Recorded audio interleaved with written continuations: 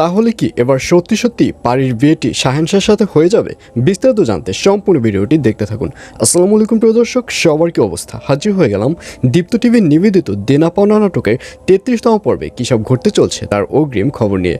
এই পর্বটিকেও মিস করবেন না, কারণ এই পর্বে আপনারা দেখতে পারবেন অবশেষে পারি ও শাহেনশার বিয়ের ডেট ফিক্সড হয়ে যাবে এবং আগামী পর্বেই আপনারা পারি এবং শাহেনশার বিয়েটি দেখতে পারবেন।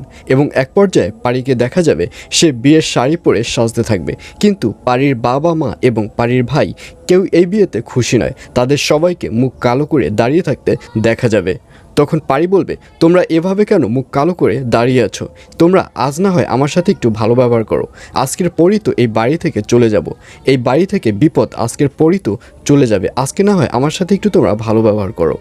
আর এইসব কথা শুনে পারির মাকে দেখা যাবে সে কান্না করে দিবে। পারির মা বলবে, আচ্ছা মা, তুই যে কাজটি করেছিস সেটা কি তুই চিন্তা ভাবনা করে তারপর করেছিস? তখন পারি বলবে, জি মা, আমি এখনও ছোট নয়। আমি যে কাজটি করেছি সেটা আমি চিন্তা ভাবনা করে তারপরই করেছি।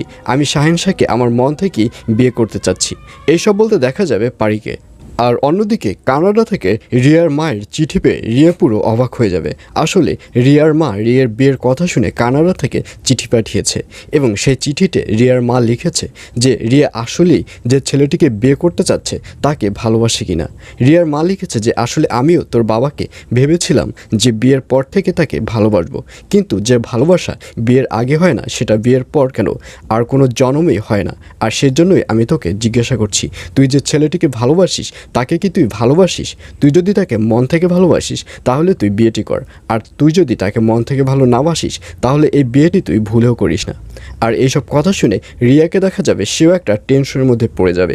রিয়া বুঝতে পারবে না যে এই মুহূর্তে ইরফানকে রিয়ার বিয়ে করাটা ঠিক হবে কি না, কারণ গত পর্বে আপনারা দেখতেই পেরেছেন ইরফানের পার্টিতে রিয়া যখন গিয়েছিল তখন সেই পার্টির মধ্যেও ইরফানকে দেখা গিয়েছে সে পারির নাম উল্লেখ করেছে এবং পারির নাম উল্লেখ করে অনেক কান্নাকাটি করেছে। আর এর জন্যই একটা আনিজের মধ্যে ভুগতে থাকবে রিয়া। রিয়া বুঝতে পারবে না যে এই মুহূর্তে সে ইরফানকে বিয়ে করবে কিনা। আর এছাড়াও থাকবে আরও আশ্চর্য সকল ঘটনা। সুতরাং সবাইকে দেনা পাওনা নাটকের আগামী পর্ব দেখার আমন্ত্রণ রইল।